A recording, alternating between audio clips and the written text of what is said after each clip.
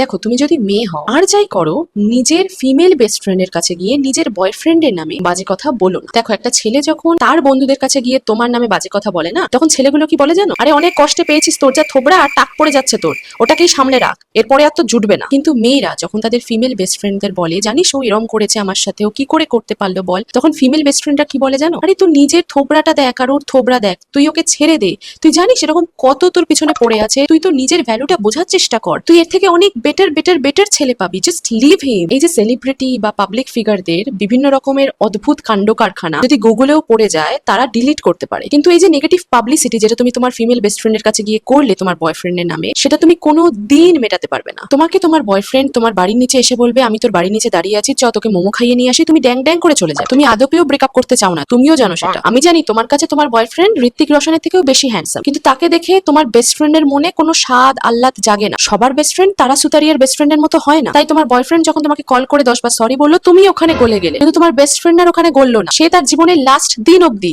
ওই কথাগুলো নিজের মনে গেঁথে রাখবে। তোমার female best friend literally magnifying glass নিয়ে তোমার বয়ফ্রেন্ডের একটা একটা ছোট্ট ছোট্ট ত্রুটি খুঁজে বের করার চেষ্টা করছে। তোমার নিজের বেস্ট ফ্রেন্ড আর তোমার বয়ফ্রেন্ড দুজনের মধ্যেই একটা সরু সুতোর মতো যে লাইন আছে, ওই লাইনটা মেনটেন করতে হয়। বেশি প্রশংসাও করো না তোমার বয়ফ্রেন্ডের নামে, যাতে কোনো না কোনো ভাবে অজান্তেই ফিমেল বেস্ট ফ্রেন্ডের মনেও একটু একটু লাড্ডু ফুটে ওঠে। আর এতটাও নেগেটিভ কথাগুলো শেয়ার করো না যখন তোমরা ঝগড়া করছো। তোমরাও জানো যে কোনো না কোনো কারণে তোমরা প্যাচ আপ আবার পরের দিন করে ফেলবে, কিন্তু ওই দুজনের মধ্যে যে তিক্ততা বিনা কারণে তৈরি হয়ে গেল, তারা দুজন দুজনকে আর সহ্যই করতে পারবে না। যখনই দেখা হবে চোখে চোখই রাখবে না, ওই না জানতেই কোল্ড ওয়ার চলতে থাকবে দুজনের মধ্যে। তাই ভালো কথা একটা দুটো হলেও বলো, কিন্তু খারাপ কথা যেগুলো আছে সেগুলো বলো না। আর যদি নেগেটিভ কথাবার্তা বলতেও হয়, সেটাও একটু লিমিটে বলো, যাতে তোমাকেও তোমার বন্ধুরাও যেন রেসপেক্ট করে, যেন তোমার পেছনে এরকমও না বলে, আরে ও তো প্রেমে দেউলিয়া হয়ে গেছে, ও লিটারালি ভালো খারাপ কোনোটাই বুঝছে না, বারবার ব্রেকআপ করছে, বারবার প্যাচ আপ করছে, ওর কথা ছাড়, এরকম যেন না বলে। কারণ এই ঘটনার রিপিটেশন তোমার জীবনে বারংবার ঘটবে যখন তুমি রিলেশনশিপে থাকবে। তাই মাঝে মাঝে বেস্ট ফ্রেন্ডের কাছে যাও, একটু আধটু শেয়ার করো, তাতে ওই দুজনের মধ্যে তিক্ততাও বাড়বে না এবং একটা নর্মাল সম্পর্কের ব্যালেন্স বজায় থাকবে। কারণ ফিউচারে তুমি যদি বিয়েও করো, ওদেরও মাঝে মাঝে দেখা হবে তোমার থ্রুতে। So you need to have that balance between both relation,